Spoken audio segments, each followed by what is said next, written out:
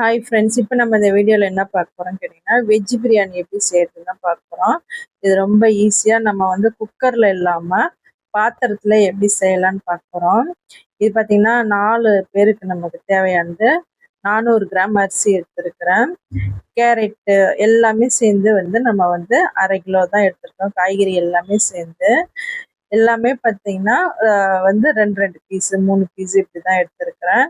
நான் பார்த்தீங்கன்னா வந்து 400 கிராம் அரிசி எடுத்துருக்கிறேன். நம்ம ஃபஸ்ட்டு வந்து நம்ம வந்து தாளிச்சிக்கலாம். பட்டை கிராம்பு எல்லாம் போட்டு கறிப்பட்டை எல்லாமே போட்டு நம்ம வந்து ஃபஸ்ட்டு தாளிச்சிக்கலாம். பார்த்தீங்கன்னா இது பார்த்தீங்கன்னா நல்லா வாசமாக இருக்கும். குழந்தைங்க பார்த்தீங்கன்னா வெஜிடபிள்லாம் நம்ம வந்து விரும்பி சாப்பிட மாட்டாங்க. அந்த டைமில் பார்த்தீங்கன்னா இதெல்லாம் வந்து நம்ம வந்து ஈஸியாக சிம்பிளாக குக்கர்லாம் போட்டிங்கன்னா வந்து நிறைய வந்து டிஸ்அட்வான்டேஜஸ்லாம் நிறைய இருக்குது. பல காரணிகள் சொல்லிட்டு இருக்கிறாங்க இப்போ வந்து நிபுணர்கள்லாம். நம்ம அதெல்லாம் கொஞ்சம் அவாய்ட் பண்ணிக்கலாம். நல்லா வந்து நம்ம வெங்காயம் போட்டு நல்லா ப்ரௌன் கலர் வர அளவுக்கு பார்த்தீங்கன்னா நல்லா வதக்கி எடுத்துட்டாச்சு. இந்த டைமில் பார்த்தீங்கன்னா நம்ம வந்து தக்காளியை வந்து போட்டு நல்லா வதக்கி எடுத்துக்கலாம். இஞ்சி பூண்டு பார்த்தீங்கன்னா இஞ்சி பூண்டு பேஸ்ட் பார்த்தீங்கன்னா 50 கிராம் வந்து இஞ்சி 25 கிராம் பூண்டுன்ற ரேஷியோவில் எடுத்துக்கோங்க. பார்த்தீங்கன்னா நல்லா வந்து நமக்கு வந்து தக்காளியும் வெங்காயமும் நல்லா வந்து கலர் வந்துருச்சு, நல்லா வதங்கி வந்துருச்சு. இந்த டைமில் பார்த்தீங்கன்னா நம்ம வந்து இஞ்சி பூண்டு பேஸ்ட்டை வந்து ஆட் பண்ணிக்கலாம். பார்த்தீங்கன்னா நல்லா வந்து கொரப்பாக அரைச்சி எடுத்துட்டு எல்லாமே வந்து நம்ம வந்து பச்சை வாசனை போகிற அளவுக்கு வந்து நல்லா வதக்கி எடுத்துக்கலாம். இந்த வீடியோ பிடிச்சிருந்தா லைக் பண்ணுங்கள், ஷேர் பண்ணுங்கள், கமெண்ட் பண்ணுங்கள், சப்ஸ்கிரைப் பண்ணுங்கள். இதுக்கு பச்சை மிளகாய் பார்த்தீங்கன்னா நமக்கு தேவையான அளவு நம்ம வந்து 3 தான் எடுத்துருக்குறோம். குழந்தைக்காக செய்கிறோன்றதுனால நான் வந்து திட்டமாக தான் எடுத்துருக்கிறேன். எல்லாமே பார்த்தீங்கன்னா மிளகாய் தூள் எல்லாமே ஒரு டீஸ்பூன் தான் எடுத்துருக்கிறேன், சின்ன டீஸ்பூன் தான்.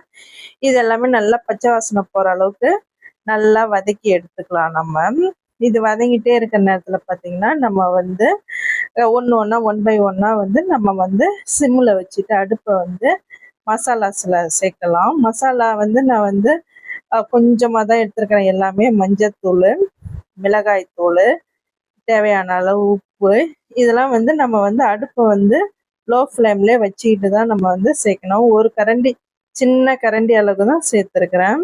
4 பேருக்கு செய்கிறேன்றதுனால ஒரு 400 கிராம் அரிசி தான். நான் வந்து பாஸ்மதி ரைஸு அந்த மாதிரி ஸ்பெஷலைசேஷனாக எடுக்கலை. நம்ம வீட்டில் வந்து யூஸ் பண்ணுற ரைஸ் தான் எடுத்துருக்கிறேன். ஸ்பெஷலாக நான் எதுவுமே செய்யலை. நம்ம எப்பயுமே சிம்பிளாக நம்ம வந்து என்ன செய்கிறோமோ அதை தான் செஞ்சுருக்கிறேன். ஆனால் சூப்பராக இருந்தது. நீங்களும் வீட்டில் ட்ரை பண்ணி பாருங்கள். மசாலாஸ்லாம் நல்லா வதங்கி வந்துடுச்சு. இப்போ பார்த்தீங்கன்னா நம்ம வந்து தண்ணி சேர்த்துக்கலாம். இந்த டம்ளரில் பார்த்தீங்கன்னா நம்ம வந்து 2 டம்ளர் எடுத்துருக்குறோம் அரிசி. அதுக்கு ஒரு டம்ளர் பார்த்தீங்கன்னா 2 தண்ணி எடுத்துருக்கிறோம். அப்போ 4 டம்ளர் வந்து நம்ம வந்து தண்ணி ஊற்றிக்கலாம். ஊற்றிட்டு பார்த்தீங்கன்னா நம்ம வந்து தண்ணி நல்லா கொதி வரணும். அதுக்கப்புறம் பார்த்தீங்கன்னா நம்ம அரிசியை வந்து காய்கறிலாம் அரியறதுக்கு முன்னே நம்ம வந்து தண்ணியில் கொட்டிக்கலாம். பார்த்தீங்கன்னா நல்லா கலக்கிட்டு இந்த டைமில் பார்த்தீங்கன்னா உப்பை டேஸ்ட் பண்ணிக்கோங்க. இந்த டைமில் தான் சேர்க்கணும். இல்லைன்னா வந்து இதை வெரைட்டி ரைஸ்ன்றதுனால நமக்கு கொஞ்சம் தூக்கலாக வந்து உப்பை போடணும். அப்போ தான் வந்து நல்லாயிருக்கும். நல்லா வந்து கொதி வந்துருச்சு. இந்த டைமில் அரிசி ஆட் பண்ணிக்கலாம். பார்த்தீங்கன்னா நான் வந்து பார்த்தீங்கன்னா சன்ன ரக அரிசி தான் எடுத்துருக்கிறேன். பாஸ்மதி ரைஸும் எடுக்கலை. அதுக்கப்புறம் பார்த்தீங்கன்னா நிறைய அரிசிலாம் சொல்லுவாங்கள்ல, அந்த மாதிரி வந்து சீரக சம்பா அதெல்லாம் வந்து நான் எதுவுமே எடுக்கலை. சும்மா ஜஸ்ட்டு நம்ம எப்பயுமே ரைஸ் செய்கிற அரிசி தான் எடுத்துருக்கிறேன். பார்த்தீங்கன்னா 50% வந்து நமக்கு நல்லா குக் ஆகிடுச்சு. இது குக் ஆகிடுச்சு. இதுக்கப்புறம் பார்த்தீங்கன்னா நல்லா நம்ம வந்து தம் கட்டி வைக்கலாம். இதை வந்து குக்கர் இல்லாமல் நம்ம வந்து பாத்திரத்திலே செய்கிறதுனால நம்ம வந்து கொஞ்சம் லோ ஃப்ளேம்லேயே வந்து வைக்கணும். தண்ணியும் நல்லா பார்த்தீங்கன்னா நல்லா கரெக்டாக வந்துடுச்சு. எதுவுமே நல்லா குழையல. சாதமும் நமக்கு வந்து பளபளன்னு வந்துடுச்சு. பார்த்தீங்கன்னா இந்த டைமில் பார்த்தீங்கன்னா நம்ம வந்து தம் வச்சுக்கலாம். அடுப்பு வந்து லோ ஃப்ளேமில் வச்சுக்கிட்டு நம்ம வந்து தம் கட்டி மேலே வந்து ஒரு பாத்திரத்தில் நம்ம தண்ணி வச்சு வெயிட்டுக்காக வச்சுருக்கோம். ஏன்னா வந்து அந்த ஆவிலே பார்த்தீங்கன்னா நமக்கு வந்து சாதம் வந்து நல்லா குழைய வெந்து வந்துடும்.